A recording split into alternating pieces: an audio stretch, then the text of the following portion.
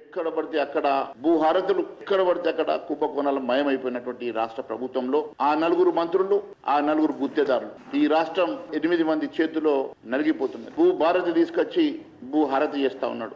పొంగులేటి శ్రీనివాసరెడ్డి గారు, నీ forensic audit ఏమైంది అని అడుగుతున్నా. భూ కుంభకోణాలు చేస్తా ఉన్నారు. కాపలా ఉండాల్సిన వాళ్ళు ఆ భూమిని కాజేస్తా ఉన్నారు. ఈ రోజు రూపం మారింది కానీ ప్రజల కష్టం తీరలేదు. భూ భారతి వచ్చింది కానీ అది భూ హారతిగా మారి మళ్ళీ ప్రజల ఆస్తుల్ని హారతి చేస్తా ఉన్నది. పేదవాడి భూములన్నీ కూడా ప్రొహిబిటెడ్ లిస్ట్ లో వచ్చి పేదవాడు ఈ రోజు ఆఫీసుల చుట్టూ తిరగలేక అవస్థలు పడతా ఉంటే 40% మంత్రి గారికి చెల్లిస్తే గాని 22 ఏళ్ల నుంచి ఆ భూమి వాపసు వస్తలేదు. దాదాపుగా 1 కోటి ఎకరాల భూమి ప్రొహిబిటెడ్ లిస్ట్ లోకి వచ్చింది. మీకు పర్సెంటేజీలు వస్తే 22A మారి మళ్ళీ ప్రొహిబిటెడ్ లిస్ట్కి వెళ్ళి బయటకు వస్తుందంటే ఇదేనా ఈ రాష్ట్రం తీరు? మంత్రి పొంగులేటి శ్రీనివాసరెడ్డి గారు సమాధానం చెప్పాలని కోరుతా ఉన్నాం. విలువైనటువంటి కొన్ని భూములు ఉద్దేశపూర్వకంగానే మీరు 22Aలో పెట్టడం, మళ్ళీ ముడుపులు ముట్టిన తర్వాతన వివిధ కారణాల వలన మళ్ళీ ఆ భూముల్ని వెంటనే నిషేధిత జాబితా నుంచి తీసేయడం వెనుక ఉన్నటువంటి కారణాలు మేము అడుగుతా ఉన్నాం.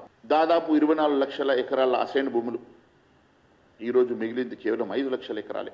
ఈరోజు దేవాదాయ వక్ఫ్ బోర్డు భూముల్లో 40% భూములు అన్యాక్రాంతమైనవి. దాదాపు 6 లక్షల ఎకరాల ఫారెస్ట్ భూములు ఈరోజు అన్యాక్రాంతమైనవి. మరి ఇవన్నీ ఎక్కడ పోయినాయి? ఒకవైపు ప్రొహిబిటెడ్ లిస్ట్ లో ఉన్నదని చెప్పినటువంటి మీరు ఈ భూములు ఈరోజు ఎందుకు లేవు?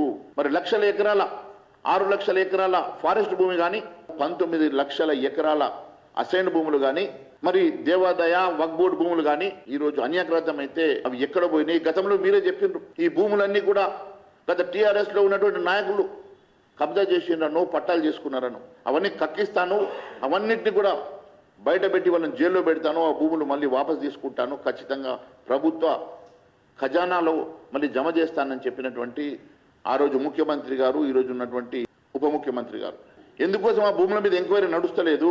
ఎందుకోసం అని చెప్పి ఆ భూముల్ని మళ్ళీ వాపసు తీసుకొచ్చి ఖజానాలో కలిపే ప్రయత్నం చేస్తలేరో దీనికి సమాధానం చెప్పాల్సిందిగా మేము కోరుతా ఉన్నాం. ఎన్ఓసి అంటే నో అబ్జెక్షన్ సర్టిఫికేట్ కానీ ఇక్కడ no objection to chief minister. ముఖ్యమంత్రి గారికి ఆబ్జెక్షన్ లేని అన్ని కూడా 22 బయటకు వస్తాయంట. ఇదేనా ఈ రాష్ట్రంలో జరుగుతున్నటువంటి దోపిడీ తీరు అని చెప్పి అడుగుతా ఉన్నాను. ప్రభుత్వ అసైన్డ్ వక్ఫ్ బోర్డు దేవాదాయ భూములు దాదాపు 2,50,000 కోట్ల రూపాయల విలువైనటువంటి భూములు అన్యాక్రాంతమైనవి. భూ భారతి ద్వారా అవన్నీ కూడా కరెక్షన్ చేస్తాం, వాటిని కూడా మళ్ళీ మరి కక్కించి ప్రభుత్వ ఖజానాకు తీసుకొస్తామని చెప్పినావు కదా. దాదాపు 2 సంవత్సరాల 8 నెలలు అవుతున్నా దాని మీద ఊసే లేదు. 1 ఎకరం కూడా వాపసు తెచ్చినామని అడుగుతున్నా. ఆ 2,50,000 కోట్ల విలువైనటువంటి భూములు ఎందుకోసం వాపసు రాలేదో, మీకు టీఆర్ఎస్ ప్రభుత్వానికి మధ్యలో ఉన్నటువంటి ఒప్పందం ఏందో ఆ చీకటి ఒప్పందం కోసమే మీరు ఈరోజు ఆ భూముల జోలికి వెళ్తలేరో దీనికి సమాధానం చెప్పాలని కోరుతా ఉన్నాను. మరి మీకు టీఆర్ఎస్ పార్టీకి మధ్యలో చీకటి ఒప్పందం ఏందో తెలియజేయాలని చెప్పి నేను అడుగుతా ఉన్నాను. ఎన్ని ఎకరాలు అయిన కంపెనీలకు, బినామీ కంపెనీలకు బదలావైనాయి. మంత్రిగా నువ్వు ఉంటూ నీ కుటుంబ సంస్థలకు ఎన్ని వేల కోట్ల రూపాయల కాంట్రాక్ట్లు వచ్చినాయో ఒక్కటొక్కటిగా బయటకు తీస్తామని తెలియజేస్తా ఉన్నా.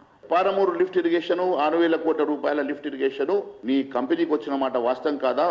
దాన్ని నువ్వు పెంచుకొని 1,450 కోట్ల రూపాయలను 4,350 కోట్ల రూపాయలకు ఎస్టిమేట్స్ పెంచుకున్న మాట వాస్తవం కాదా? నీ కంపెనీకి కాంట్రాక్ట్లు వస్తాయి, రివైజ్ ఎస్టిమేషన్స్ అవుతాయి, 1,400 కోట్లు 4,000 కోట్లు అవుతాయి. వేరే గుత్తేదారులు పాపం సంవత్సరాలు వెయిట్ చేసిన నీ కాంట్రాక్ట్ బిల్లు లాగవు, నీ భూములు బదలాయింపాగదు, రాష్ట్రాన్ని దోచుకొని నాశనం చేస్తున్నమాట వాస్తవం కాదని అడుగుతున్నా. వట్టినాగులపల్లిలో సుమారు 27 ఎకరాల భూమి 1,400 కోట్ల విలువ చేసేటువంటి భూమి మరి ఆక్రమిస్తే ఓనర్స్ అసోసియేషన్ వాళ్ళు దీనికి ఆబ్జెక్షన్ చెప్పి వార్తలు వచ్చినమాట వాస్తవం కాదా? Narayanpet Kodangal lift irrigation contract revise estimations నీకు వచ్చినమాట వాస్తవం కాదా? ఇప్పటి వరకు నీకు 1,000 కోట్ల రూపాయలు బిల్లులు ఆగకుండా ఎప్పటికప్పుడు నీ బిల్లులు క్లియర్ అవుతున్నమాట వాస్తవం కాదా? కరప్షన్ కింగ్ గా మారిండు పొంగులేటి. కరప్షన్ కింగ్ ఎవరు అంటే ఈ రాష్ట్రంలో పొంగులేటి శ్రీనివాసరెడ్డిగా మారిండు. ఎవరెవరు కలిసి ఇది దోచుకుంటున్నారో అన్ని బయటకు వస్తాయని తెలియజేస్తున్నా. గతంలో జరిగిన అవకతవకల్ని ఈ ఎంక్వైరీ ద్వారా బయటకు తీసి మళ్ళీ బ్లాక్మెయిల్ చేసి వాళ్ళను మీ స్వార్థం కోసం వాడుకుంటున్నారా? దేనికోసం ఈ రోజు ఈ రాష్ట్రంలో ఈ రకమైనటువంటి అడ్డగోలుగా రెవెన్యూ మంత్రి గారి లీలలు? ఫ్యూచర్ సిటీ పేరు మీద భూదంద నడుస్తున్నమాట వాస్తవం కదా?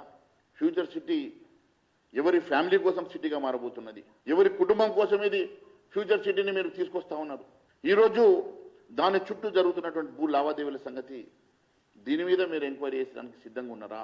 మహేశ్వర్ రెడ్డి మాట్లాడింది వాస్తవం కాదు అని మీ చిత్తశుద్ధి నిరూపించుకోవడానికి మీరు ఈడీ సిబిఐకి ఇవ్వడానికి సిద్ధంగా ఉన్నారని అడుగుతున్నా. నేను మాట్లాడిన ప్రతి మాటకు మరి రెవెన్యూ మంత్రి గారు వస్తారా, ముఖ్యమంత్రి గారు వస్తారా?